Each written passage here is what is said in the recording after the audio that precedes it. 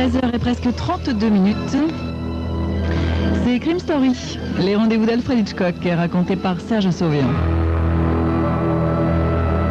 Aujourd'hui, le polichinelle dans le sac d'Arthur Moore.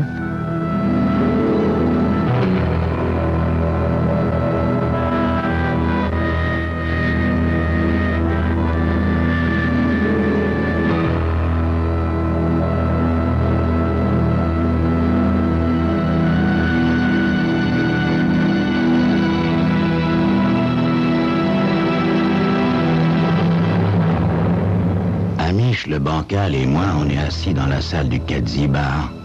Et Jonesy, cette loque de barman roupie comme d'habitude, quand le speaker interrompt la musique de fond de la radio avec un scoop terrible. Faceless a été volé. Des gangsters inconnus ont attaqué le convoyeur qui portait à la banque les recettes du week-end du Club 97. Faceless rugit comme un tigre. Faceless, il n'est pas du genre commode. Il l'est si peu commode qu'il doit avoir un blindage sous ses vêtements, là où ça se voit pas. Mais tout le monde s'arrange pour ne pas le fâcher parce qu'il a un crédit ouvert chez Tortoni, l'entrepreneur des pompes funèbres. Tortoni, c'est le gars qui fait disparaître en douce les cadavres qui ont besoin d'un enterrement discret quand ses amis s'en trouvent soudain encombrés. En plus, Faceless, il fournit le plâtre à embaumer. C'est pas un beau spectacle. Jonesy, le bancal et moi, on tremble tous les trois en cœur en entendant la nouvelle. On se dit que si Faceless apprend qu'on a osé respirer alors qu'il se faisait ratisser, ça va mal virer pour nous. Faceless, quand il souffre, il aime que tout le monde souffre. Et il s'arrange pour que ça soit vrai. Le bancal, bien sûr, n'est pas d'un grand secours. Jonesy non plus. En plus, c'est un donneur. Je suis coincé entre ces deux-là parce que j'ai la trouille de rentrer chez moi tout seul. Et c'est encore pire le lendemain. La nouvelle s'est répandue et aussi les hommes de main de Faceless. C'est un type qui aime pas perdre un sou, Faceless. Je me bois une petite bière chez Katzi en fin d'après-midi quand le téléphone sonne. Jonesy répond et j'arrive pas à croire que ce soit pour moi. Parce que la dernière fois qu'on m'a téléphoné, c'était parce que le vampire s'était fait embarquer pour vagabondage. Voyez si ça remonte à loin. Le type au bout du fil, c'est Ruthie Melzler. Il me dit que je dois pas le laisser tomber. Je lui dis que ça m'est jamais venu à l'esprit. Il a un drôle de petit rire et puis il me dit « Je savais bien que t'étais régulier. » Bien sûr, je suis très surpris qu'il me relance comme ça parce que, pour ce que je le connais, les liens de parenté seraient plus serrés avec la reine d'Angleterre qu'avec lui. J'ignorais même qu'il savait où me dénicher. Il insiste pour qu'on se rencontre sans tarder et il me dit qu'il n'a que moi sur qui compter. Je lui réplique que je peux même pas compter sur le lendemain et il me gratifie une fois de plus de son drôle de petit rire. À part une quarantaine bien sonnée, la seule chose qui caractérise Ruthie Melzler, c'est une haine féroce et partagée pour Faceless. Ils se détestent si fort que si la foudre venait à tomber entre eux, ce serait elle qui comprendrait sa douleur. Ruthie sort de prison et j'arrive pas à imaginer ce qu'il peut bien attendre de moi. Mais comme il semble avoir l'intention de beurrer le pain avec lequel il veut m'appâter, alors je vais le voir. Mais j'en dis pas un mot à Jonesy, la donneuse. J'attends qu'il fasse nuit. Ruthie crèche dans une turne au fond d'une allée sinistre. Et pour y aller, même une carte ne sert pas à grand-chose. Dans sa piole, il n'y a qu'une chaise, un divan et de quoi accrocher son flingue. Ruthie a ce teint d'endive de ceux qui sortent de tôle. Et il est plein de rancune. Il pense, et probablement qu'il a raison, que c'est Faceless qui l'a envoyé faire son petit séjour en prison. Et pourtant, dit Ruthie, c'est pas une revanche que je veux. Il me surveille et il va même jusqu'à allumer une lampe pour pouvoir mieux lire l'expression sur mon visage. D'abord, t'es le genre de gars qui me plaît. Je le remercie, mais ça vient pas vraiment du fond du cœur. Il me dit, toi, t'es réglo avec les copains. De la tête, je fais signe que oui. Il me dit, choisi pour une affaire très importante, le boy. Il va chercher une bouteille de bourbon, me verse un petit verre et me regarde le siroter. Allez, que sec, mon gars. Mais écoute-moi attentivement. J'ai une proposition à te faire. Il tambourine sur la bouteille pendant que je finis de boire, puis s'empare du verre. Au moment où il remet la bouteille en place, j'aperçois son feu sous son bras. Oti est peut-être aimable avec moi, mais il est aussi coriace qu'un rhinocéros femelle qu'aurait mis des jambières. Au cas où tu t'aviserais de laisser tomber. Qui dit, parlant du coin des lèvres, je tiens pas à ce que t'ailles ouvrir ta grande gueule devant les mecs qui traînent chez Kadzi. Et il me fixe d'un air dur. Voyons, tu sais bien que je ferai jamais ça, Oti. Bien sûr que non, mon vieux. Je le sais bien sûr que non. Sinon, c'est pas toi, mais un autre abruti. Enfin, je veux dire, un autre malin que j'aurais été chercher. Il jette un regard de biais à toute la pièce, resserre les rideaux qui sont déjà bien tirés, et sort d'un placard un sac qui me le met entre les mains. Voilà ce que je te demande, mon petit boy. Ouvre ce sac. J'ouvre le sac et je jette un coup d'œil. Et c'est tout juste si je culbute pas d'étonnement. Routy s'y attend et il me retient. Il savait que je réagirais comme ça. Je respire un grand coup pour me remettre de mes émotions. Nom d'un chien. Ce sac est rempli de billets. Et le portrait qu'on peut voir sur celui du dessus est celui de Benjamin Franklin. Des tas de billets de $20. Bon, ce butin, c'est un secret, mon petit boy. J'aimerais que tu me le gardes au chaud une semaine. D'accord? Butin? Oui. Écoute-moi, mon gars. Je peux pas le mettre à la banque, hein? Il pose des questions indiscrètes à la banque. Alors, tu me serviras de coffre-fort, mon petit gars. M'as-tu, c'est bouche cousue. Et personne ne sait rien. Personne n'est au courant, hein, de boy? Top là, camarade. J'ai pas encore réussi à reprendre mon souffle. Ce sac me brûle les doigts. Routy me tire par les cheveux, il me fixe droit dans les yeux, puis il me dit « Les flics ont peut-être les numéros, hein? Alors, tout ce que t'as à faire, mon petit boy, c'est de planquer ce sac. Ok? Je te le redemanderai dans une semaine. Hein? » Je fais signe que oui, et je serre le fric contre moi. Je suis comme un gourdi. Un lion qui aurait trouvé un agneau dans sa boîte à gants n'aurait pas l'air plus satisfait que lui. T'es un bon gars, mon petit boy. Tiens, voilà pour ta peine. Il fourre un paquet de billets dans ma poche, puis il attrape la bouteille de bourbon et me redonne un coup de fortifiant. Quand je quitte enfin sa chambre, sur des jambes un peu molles, il m'accompagne jusqu'à l'escalier et me tapote la tête. Quand je le regarde, il est en train de contempler son flingue d'un air faussement détaché. Le dernier type qui m'a doublé, il est mort. Je te verrai dans une semaine, mon petit boy. J'ai beaucoup de mal à descendre l'escalier parce que je transpire comme un bœuf. Sur le palier, je me retourne. Il est toujours là à caresser son flingue. Mon petit boy, je suis sûr que t'es le gars qu'il me faut pour me garder mon fric.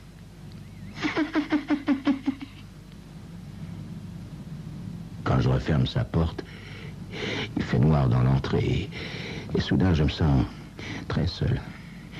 Rien que moi et ce sac bourré de dollars. Je détale dans la nuit en évitant toutes les lumières.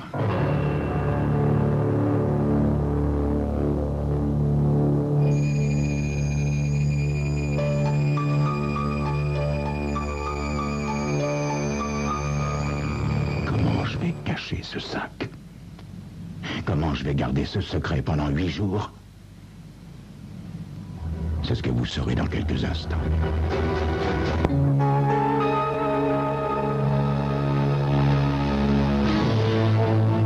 Il me faut pas 1 heure pour arriver à la pension de Mme Sherpy, là où je crèche. Puis je ferme la porte à clé, et seulement alors je me mets à respirer un peu. Mais je m'étouffe presque de nouveau quand je fais le compte du butin. Ça me prend presque 1 heure. Les billets collent entre eux parce que j'ai les mains moites de sueur. Jamais vu tant de fric. Il y a 32 000 $ dans le sac. Oh, j'ai une trouille bleue. Ruti m'a donné 5 billets de 20 $. J'en mets 1 dans ma poche et 4 dans ma godasse. Et puis j'en mets tous les billets dans le sac et je le planque sous mon oreiller. Flûte, ça fait une bosse. Alors je le pousse sous mon lit. Et puis non, je change d'avis et je vais le mettre tout en haut de l'étagère, derrière mes boîtes de conserve. Mais on dirait qu'il va bien nulle part. Tout en tremblant et en essayant tous les coins et recoins de ma chambre, je me prends à penser qu'après tout, seul Ruti et moi, on est au courant. Alors lui, il ira pas le crier sur les toits. Et moi, je suis à peu près aussi bavard qu'une carpe. Alors pourquoi est-ce que je m'en ferais? Peut-être bien qu'avec un peu de chance, personne ne remarquera mes cheveux dressés sur ma tête en permanence. J'égalise bien l'oreiller sur la bosse du sac. Je refais le lit jusqu'à ce qu'il ait l'air bien net et bien tiré. Et je me faufile dehors en fermant la porte à clé derrière moi. Quoique, là, j'hésite. Et je me prends de nouveau à réfléchir. C'est la première fois que je ferme ma porte à clé. Forcément, j'ai jamais rien à cacher. Et ça pourrait très bien faire soupçonner quelque chose à quelqu'un. Mme Sherpy, ma logeuse, vient dans le peloton de tête quand il s'agit de fureter et d'espionner. Si jamais elle s'aperçoit que ma porte est fermée à clé, elle saura qu'il y a à l'intérieur quelque chose qu'elle devrait voir. Et une fois entrée à l'aide de son passe, son long nez aura vite fait de lui faire découvrir le sac. Pour ce qui est de percer, son flair est plus efficace qu'une baïonnette. Elle repère l'arôme spécial du nerf de la guerre, même à travers un blindage. Ah, je vois d'ici étinceler ses petits yeux en forme de portefeuille.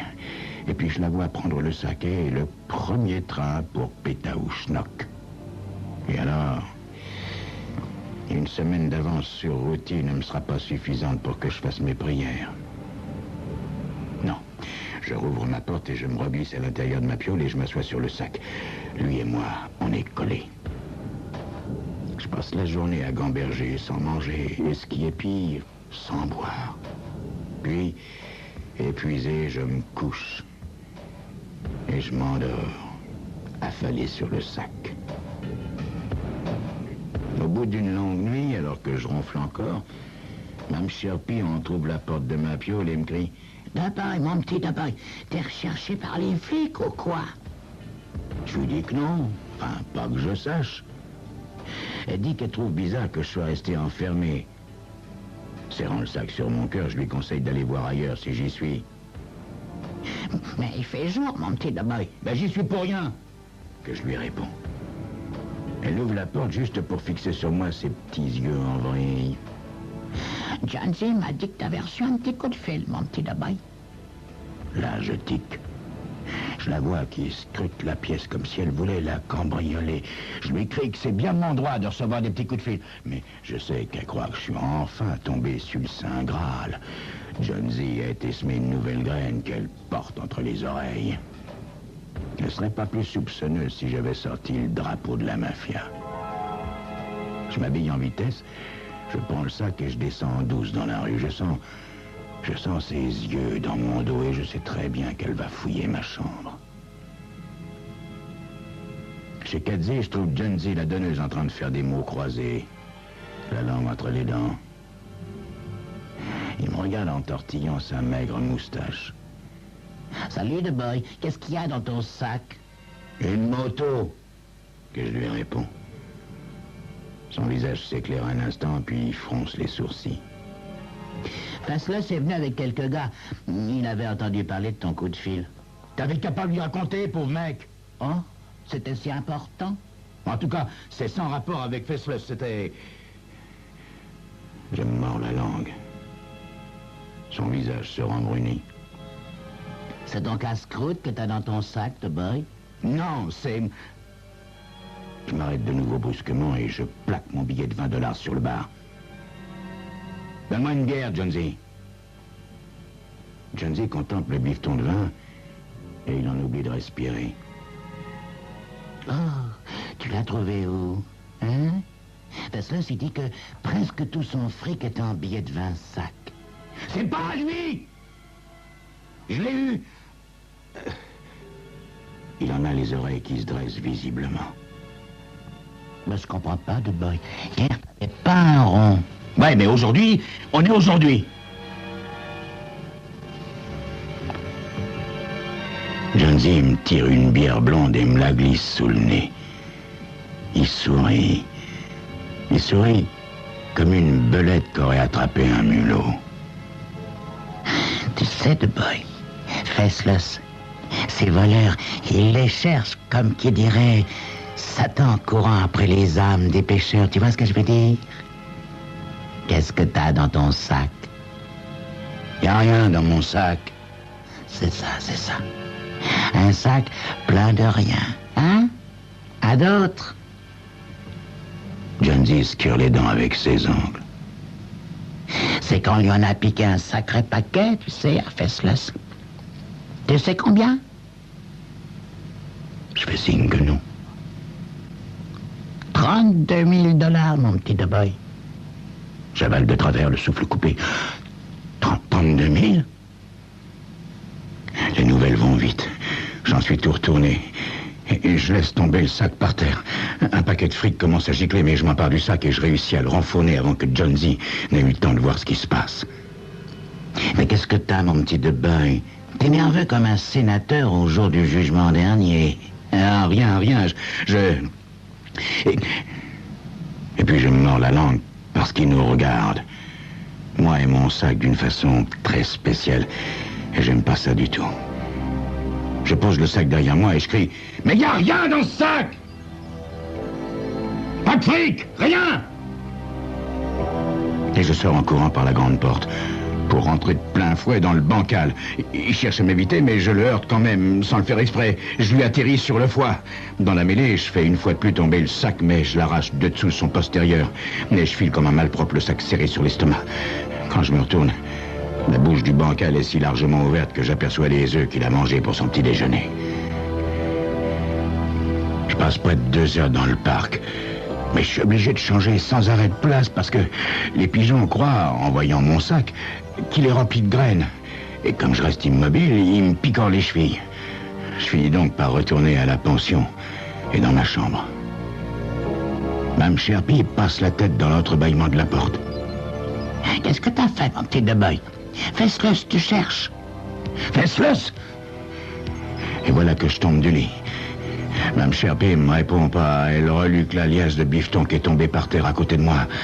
Ses lèvres se mettent à remuer, mais aucun son ne sort de sa bouche toujours grande ouverte. Son regard va de moi à l'oseille et d'elle à moi, et ses ongles commencent à ressembler à des griffes. Je me ramasse, je rassemble tout dans le sac et je m'esquive avant qu'elle ait pu me saisir au collet. Elle me poursuit dans l'entrée en m'invectivant, en hurlant que j'ai piqué le fric de Faceless et qu'elle lui cassera le morceau à moins que je la mette dans le cou. Je la sème au premier tournant et je file vers la turne de Routy. Il est parti pour 3 jours. Mais il faut que je me déleste du butin. Je commence à me fatiguer de l'oseille. Seulement voilà, je peux pas. Je peux pas. Dans la rue, je remarque une longue bagnole noire.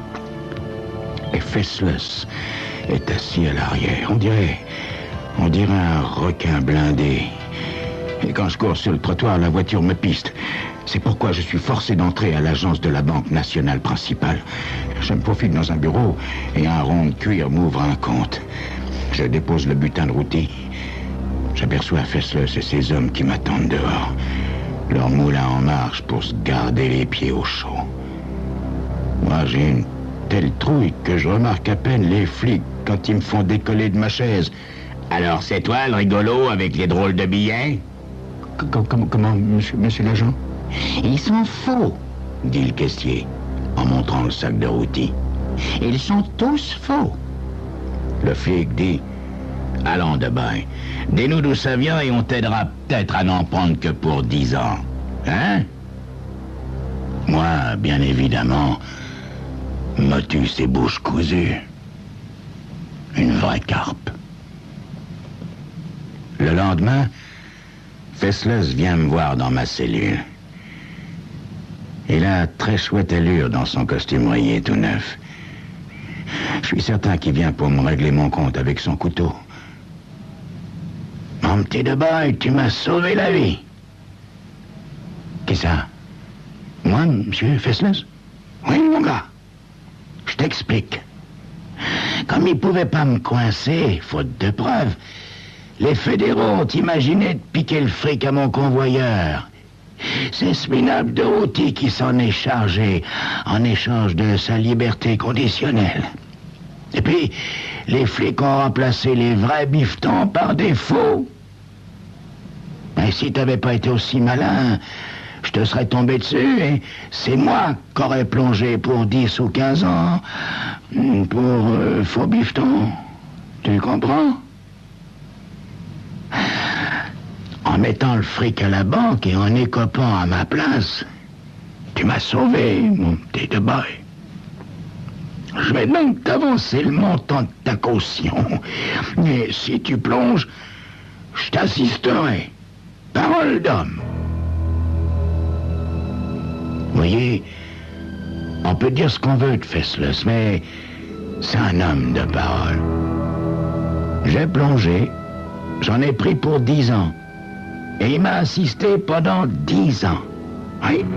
Chaque mois, j'ai eu droit à mon petit colis. Bonbons, chewing-gum, chocolat, cigarettes. C'est beau, la reconnaissance. Non?